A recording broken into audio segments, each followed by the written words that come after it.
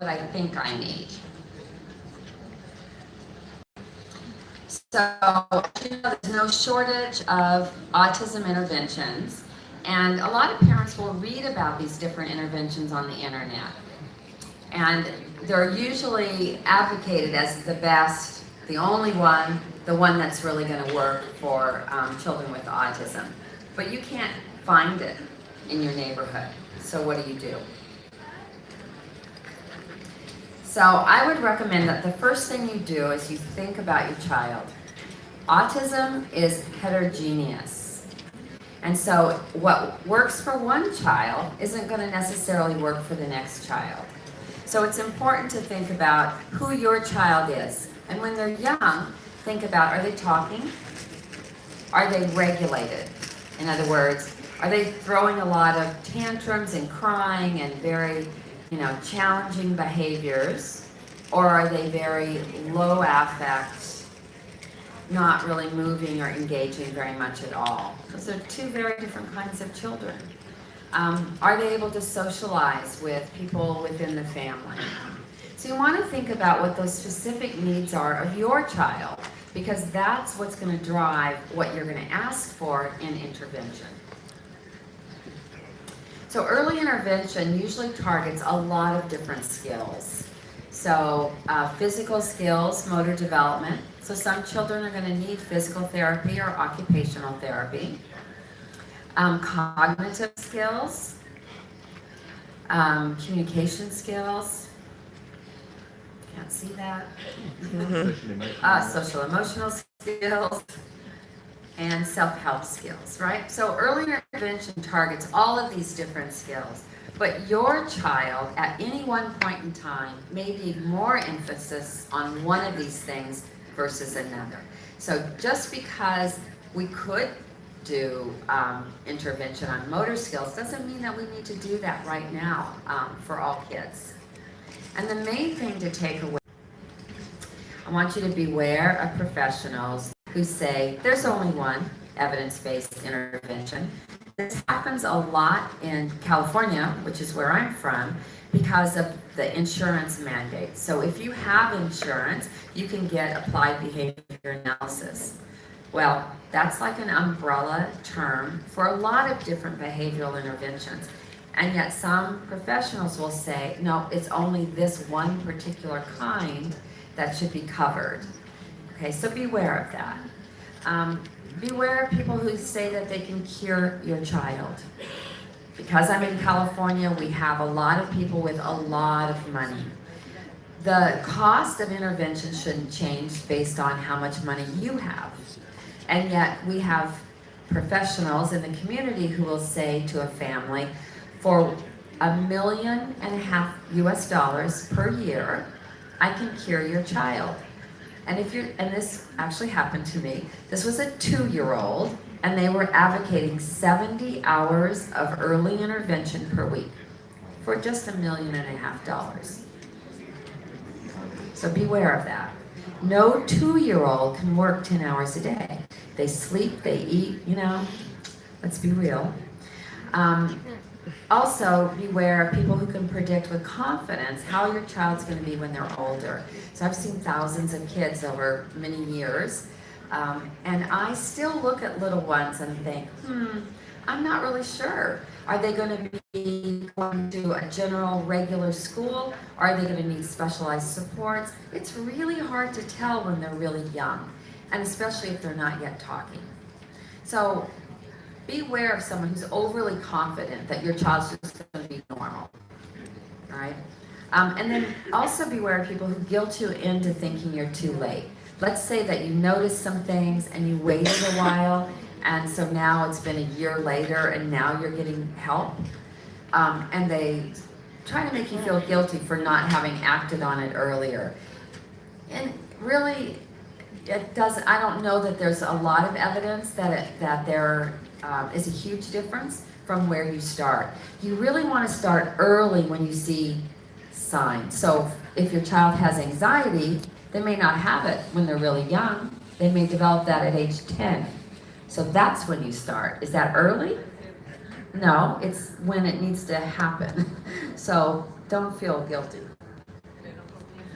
So you want to know your child's needs through appropriate assessment. So it is important what kinds of cognitive ability or we can work with the child. So if you've had an IQ test and someone says, well, I want another set of, and they're going to do another IQ test. So you want to have assessments that actually target the kinds of interventions that you need help with. Fine motor skills, it might be language. Important to know your community, so you know what your child's needs are. They may not need OT, they may need more speech, so what's in the community? No evidence that you need 40 hours, absolutely no evidence for this. You can expand that dose of intervention by carrying through the interventions at home. So be sure that you're part of the treatment team. You also need to know what your local schools offer. What are the services in your community? Don't just read the internet, figure out in your local area. If your child isn't school age, you want to know what the clinical services are before school. So you might connect to your doctor for a referral, or join a parent group. You guys, as parents who've been through it, are some of the best and most effective resources that we have. Okay, second question is, how do I make sure that my child gets what they need when I understand what it is that they need? So what's interesting is finding those meaningful outcomes. So some studies have looked at interventions that have taught parents how to do early intervention with their children, and they focus on what it is that they focus on. Families often say that the issues that are really important to them aren't really addressed. So a parent might have other issues that are happening at home that aren't reflected in that therapy that you're getting day to day to day. So speech therapy could be very important, but if your problem at home is something quite different about your child's language, then you need to be able to talk about that and to try to get that help from that professional. If you are in an intervention study or in any kind of program, the outcomes need to be tied to the focus of that intervention. So if somebody is working on increasing my child's IQ, then that's what I'm expecting they're working on, right? I wouldn't think that would be a very appropriate goal for most kids. If they're working on language, I want to make sure that they're measuring something about their language, not about their IQ. If I'm working on fine motor, let's measure something about fine motor. And we know that the quality of interactions are a better predictor of child outcomes than the number of sessions. So the quality of that interaction between the professional and the child matters. The quality of the relationship that you develop with your child matters. And if you are receiving parent training, so the professional may be focusing on changing your behavior. And that's fine, right? If your behavior needs to be changed. So you're learning how to help your child talk or socialize. But make sure that you're also measuring what's happening to your child. Because if you change your behavior and it has no effect on your child, it's not realistic to think that you're going to really change your behavior. So you need to know that what it is that you're doing is actually making a positive change in your child. Because you're all here because of your child, not because of you, right? So get involved. Observe your child in services, whether that's in school or whether that's in a therapy session. Know what it is that they're doing. You should know and agree upon the goals with your professional. And you should be able to see progress in 3 months. So if somebody shows you beautiful graphs of behaviors going up, saying, oh, he's talking, he's got all these words, and you never see that at home, that's a problem. Okay, and if someone is teaching you new strategies, make sure that you ask for help at home if that's what you need. So it's not just that he's changing in therapy or changing at school. He needs to change at home as well. So learn those strategies. join a parent support group if you can. And so one of the things that we've learned with these parent-mediated interventions, so I talked about this a little bit yesterday, and I've done a number of what I call parent-mediated interventions, meaning we are coaching you and we're working with the child and you're working with the child, and it's kind of a co-therapy model. Other ones are parent-implemented interventions. You as the parent are implementing the intervention completely. Some of you are going to be very comfortable doing that. Some of you may not be. And you need to be able to share what you need in the therapy along with your child. So how comfortable are you? We have a new study where we're looking at the sequence of interventions, thinking about, for some parents, it's better for you to watch for a little while, for a few weeks, to see what's happening, how you feel about it, how your child's responding, before you back into the session and you do it yourself. Others of you may be so highly stressed about this whole process that you just need somebody else to work with your child for a while. And it's still important for you to be part of the team. And then others of you, you want to be there, you want to be doing it, you want to be taking control of the situation. So it's important to talk about that. And we're doing a study now where we're trying to understand those factors of parents and factors of children to be able to recommend the best and most effective therapy. Okay, how am I doing on time? My third final question has to do more with going to school. So I don't actually know what happens in Uruguay specifically, but I would imagine that your child, like in most countries, if they're fairly mild in symptoms and they can talk, they go to a regular general classroom. And so a lot of our parents are saying, well, should they go into general classrooms, or should I have them in a specialized program?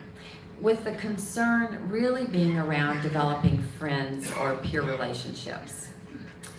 So we think about inclusion in a typical classroom as important, but we need to think about two different issues. So, and actually it's for almost any setting. One is propinquity. So you're going to be friends with somebody if you're in the same location. So I'm going to have a hard time being friends with people in Uruguay because I don't live here, right? So I come into contact every day with people at UCLA.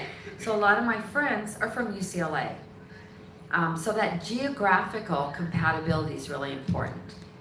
If you want your child to be friends with typical kids, but they never come in contact with them, it's unlikely to happen.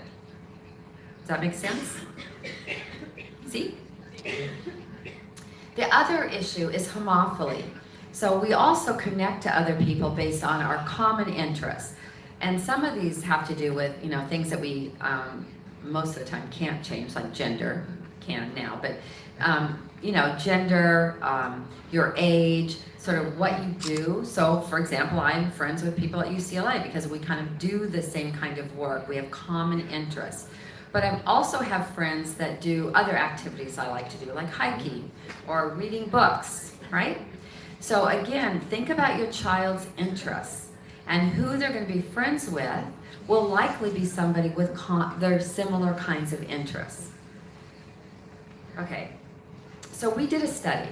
We were looking at these two issues of homophily and propinquity.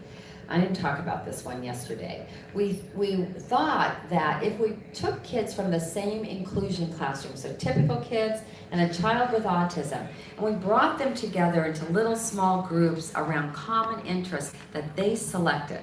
So, like for example, we had a group that wanted to do origami, that paper, Japanese paper folding. And so that group all got together a couple times a week and they did this. And then we compared them to kids who get this very common approach in schools, which is the psychologist finds kids who are having some social difficulties. She brings them together at lunchtime and she talks to them about, how do you be a good friend? How do you start a conversation? How do you keep playing with somebody, right? How do you not hit other kids, right?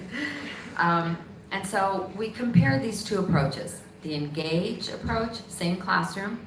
The skills group, nobody was in the same class and they all had autism. And what did we find? Well, interesting. We found that the skills group of kids never knew each other, all had autism, actually were more engaged with other kids on the, not necessarily from their skills group. They were more engaged on the playground than kids in the engaged group. And when we asked the kids in the typical peers, we said, well, you know, is Johnny with autism, we didn't say that part, but Johnny who had autism, we'd say, well, do you play with Johnny? Is Johnny your friend? Oh, Johnny's our friend. We really like coming to the group, but we have other friends. We like to play with other friends during recess. So you have to think about, you know, who's going to connect to whom. And it's okay if they're not typically developing, as long as they have some connection to another kid. A lot of our young adults, right? They're friends with each other. So this is a huge concern in our area. I don't know if it is here. We also found that the teacher relationship was really important. So if the teacher had a close relationship with a child, they did better in that engaged group. But if the teacher had one that was had more conflict, usually because the child had behavioral problems, then the child did better in the skills group. So again, thinking about who that child is and what kind of intervention they need. So we take away from this that inclusion might be the right placement for a lot of kids for a lot of reasons. Children are going to connect to other kids who are like themselves, and that may be another child with difficulties. And that's homophily. And the issue, however, always is who the child has access to, so proximity. And then teacher support and the relationship with the child is also important. Questions? How did I do on time? Perfect. Okay, perfect, good. Perfect. So now you have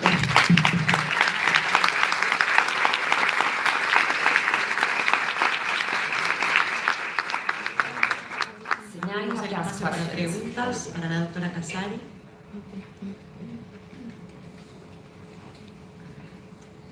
Allá hay